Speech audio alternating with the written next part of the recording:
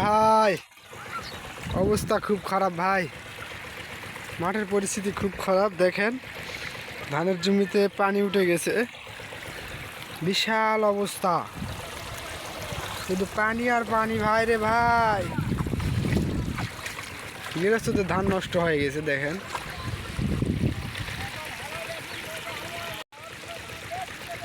গেল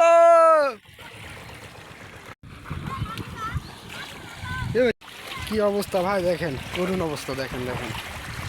ও ভাই রে ভাই, আমাদের মাঠ পুরা তছনছ হয়ে গেছে বন্যার পানিতে, পরিস্থিতি খুব খারাপ দেখেন।